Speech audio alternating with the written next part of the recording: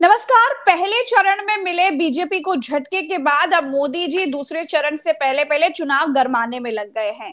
तो पहले चरण में तो बीजेपी की हालत बड़ी खराब रही। अब दूसरे चरण में क्या होने वाला है? आज वोटिंग हो रही है, लोग लाइनों में लगे हुए हैं। क्या कहता है लोगों का उत्साह? देखिए, देश में 88 सीटों पर वोटिंग हो रही है।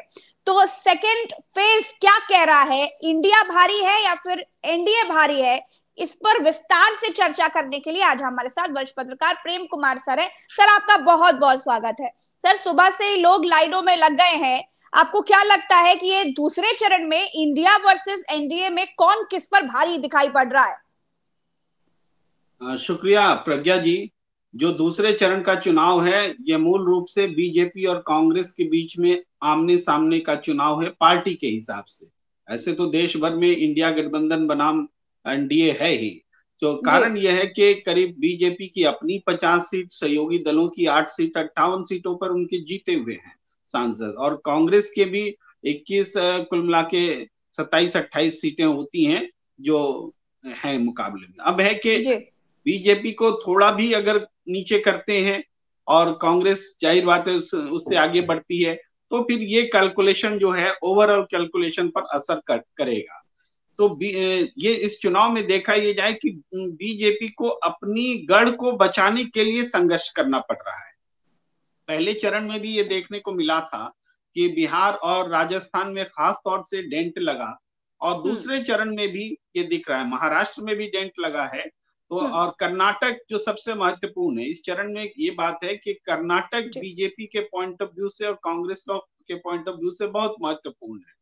और दूसरा महत्वपूर्ण स्टेट राजस्थान है, जो पहले चरण में भी था। अब राजस्थान की पूरी सीटों पर चुनाव आज संपन्न हो जाएगा।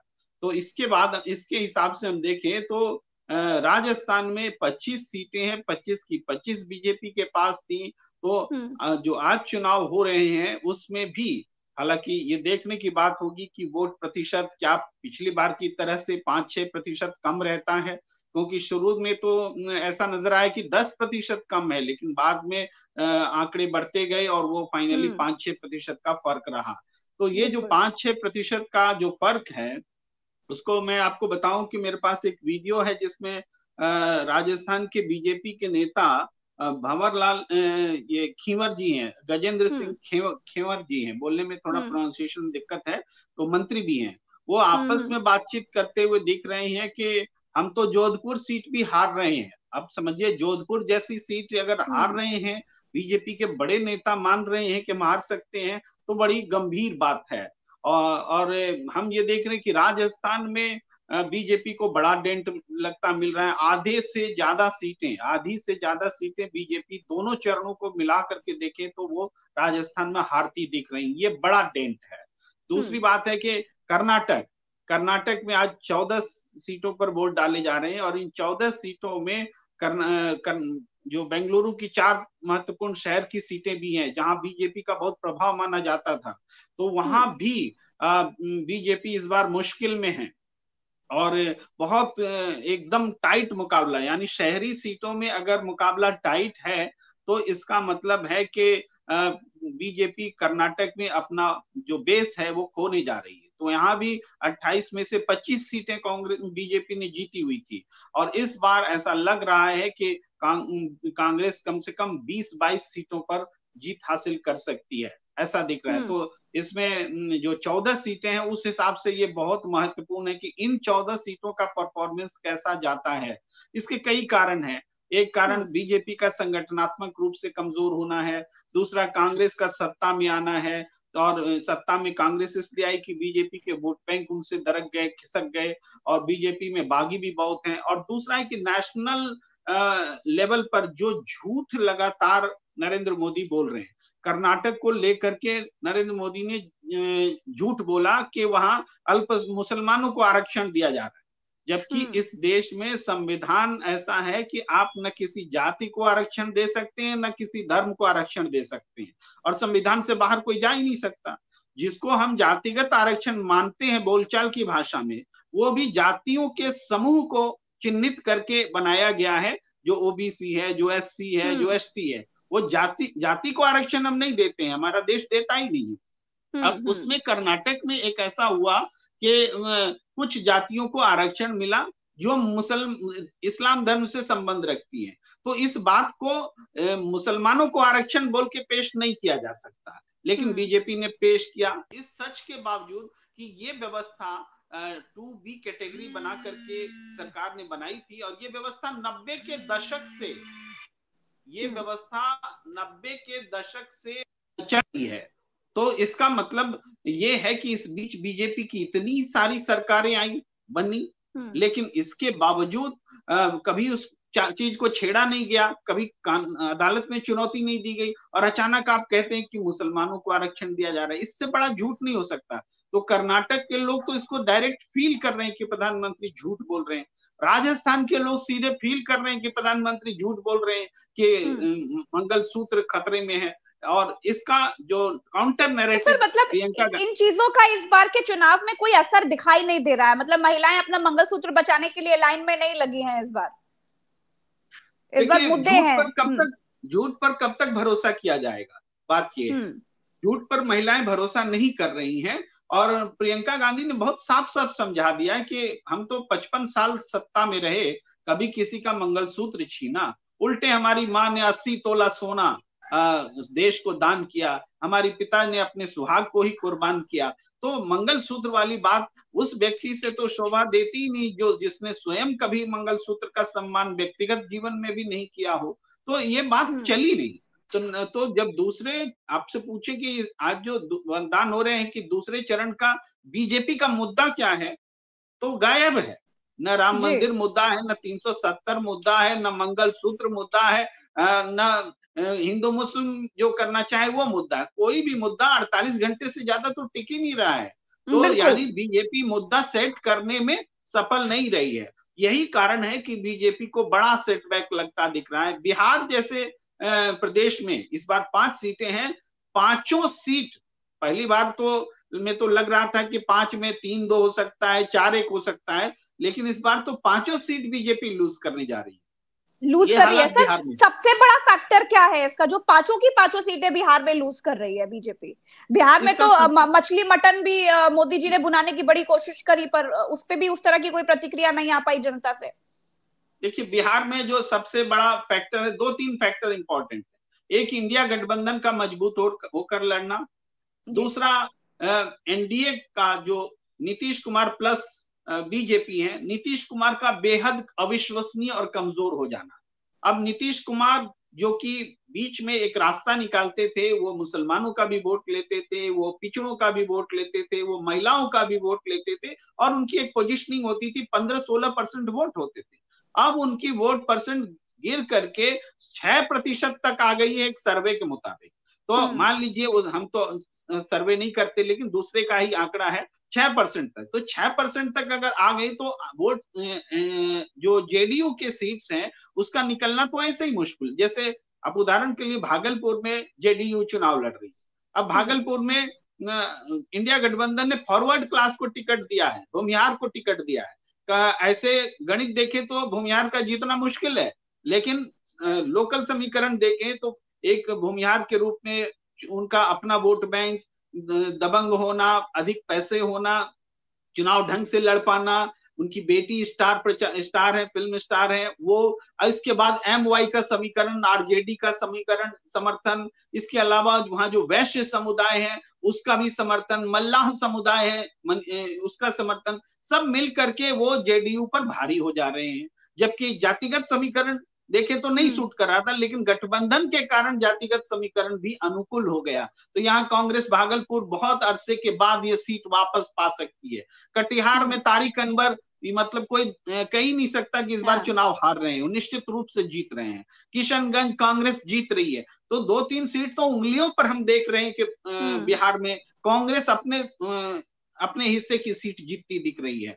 तो ये तो सर ऐसे तो पहले चरण में भी बीजेपी की हालत खस्ता रही, दूसरे चरण में भी बंटाधार हुआ जा रहा है, तो फिर 400 पार का नारा मोदी जी का तो बिल्कुल मटिया पलीत होता हुआ दिखाई दे रहा है।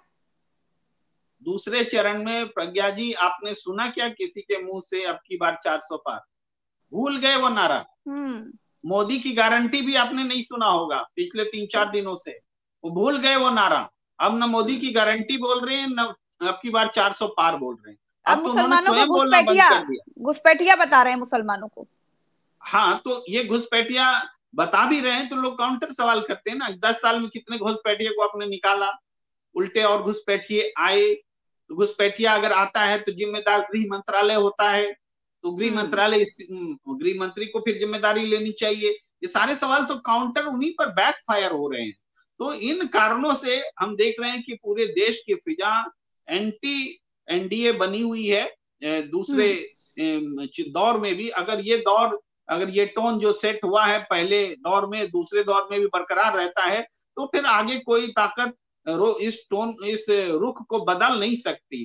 तो ये तो सरकार बदलने के लक्षण हैं।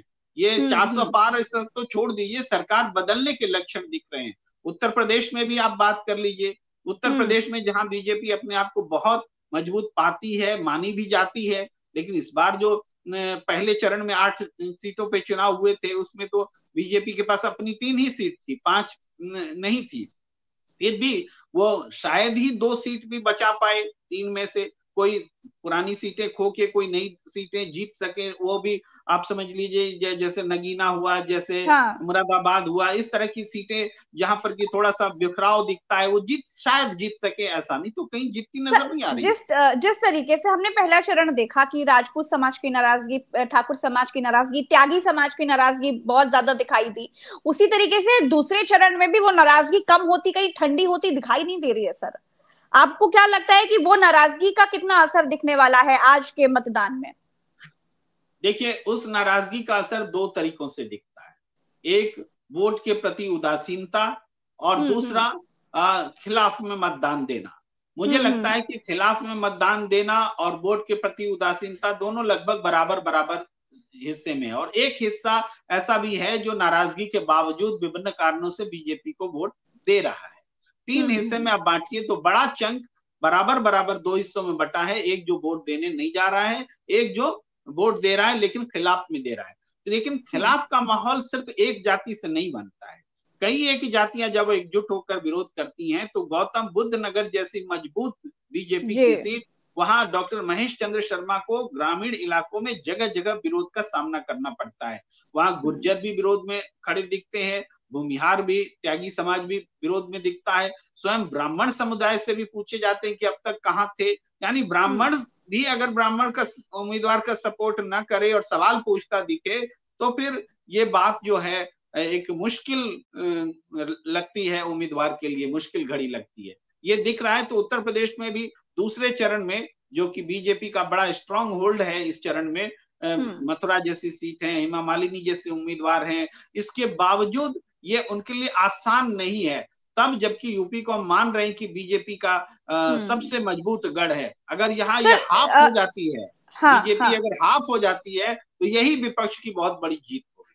अच्छा सर, जिस तरीके से हम देख रहे हैं कि बिहार में नीतीश कुमार के आने ना आने से कोई फायदा नहीं दिख रहा है, बल्कि उसका उल्टा असर जरूर दिखाई दे रहा है, अभी आपने भी विश्लेषण किया। उसी तरीके से पश्चिमी उत्तर प्रदेश में जो 8 सीटों पर चुनाव है, वहां पर आरएलडी के जो प्रदेश उपाध्यक्ष हैं वो कह रहे हैं कि आरएलडी के नेताओं को तो बीजेपी घास ही नहीं डालती है जी, और हम अपनी जेब से तेल लगाएं, अपनी जेब से पैसा लगाएं, हम अपनी जेब से गाड़ी लेकर आए, हम प्रचार करें भाजपा का जयंत चौधरी के कहने पर, और हेमा मालिनी जी जाकर बैठेंगी दिल्ली में, बंबई में, संसद में, एसी में, और हम लोग सब कार्यकर्ता यहाँ पर मरे जा रहे हैं। बीजेपी घास नहीं डाल रही है, हमारे दिल में कुलबुलाहट जरूर होती है, लेकिन क्या करें, जयंत चौधरी ने कह दिया प्रचार करने को। तो सर ये जो रवैया है आरएलडी के तमाम प्रदेश उपाध्यक्ष की मैं बात कर रही हूँ, तो कार्यकर्ताओं में भी इस तरीका का डीमोटिवेशन तो होगा, तो इस वजह से भी बहुत बड़ा डेंट पड़ने लगने वाला है क्या? देखिए, ये डेंट पहले दौर में लगा है। आरएलडी अपनी सीटें भी जीत पाए, निकाल सके, ऐसा दिखता नहीं है। इसकी हाँ। संभावना कम नजर आती है कि आरएलडी अपनी सीट भी निकाल सके। दूसरी बात है कि ये जो आप हेमा मालिनी जी की सीट बता रही हैं, अभी देखिए हेमा मालिनी जी का एक वीडियो वायरल हो रहा है, मथुरा वो मेरठ कह दोनों रही में है, सर यही हाल है।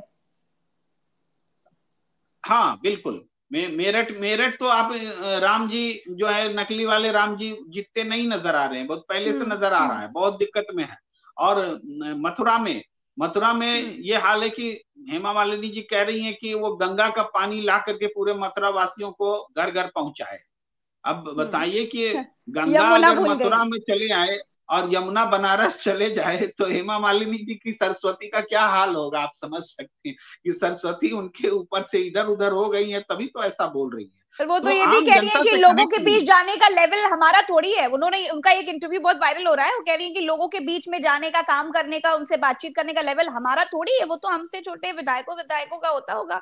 प्रधानमंत्री थोड़ी लोगों के बीच जाते हैं। तो हेमा मालिनी अपना लेवल भी बता रही है चुनाव के समय। आज वोटिंग हो रही है तो लोगों के दिमाग में ये भी तो होगा कि हेमा मालिनी जी आती ही नहीं है, दर्शन ही ये नहीं तो देती हमारे है। से ऊपर लेवल की हैं। आम हम्म। जनता सोच रही कि हमसे ऊपर लेवल की हैं।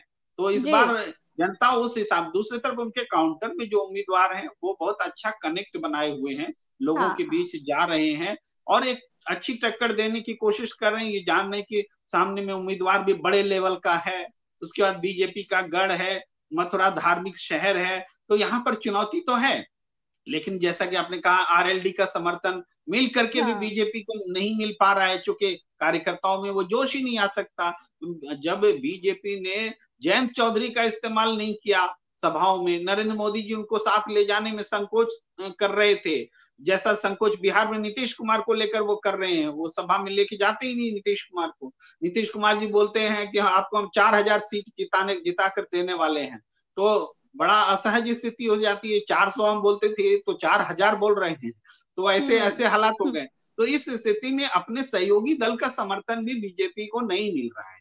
तो ये आरएलडी का सपोर्ट कोई उनको एड ऑन करता हुआ नहीं नजर आया। यही यही कारण है कि पहले चरण और फिर अब दूसरे चरण में भी बीजेपी की हालत पतली है। और वोट में अब दिख रहा है, उत्साह में जो कमी दिखी है वो डबल इंजन की सरकार में उत्साह में कमी हो तो निश्चित रूप से यह खतरे की घंटी है।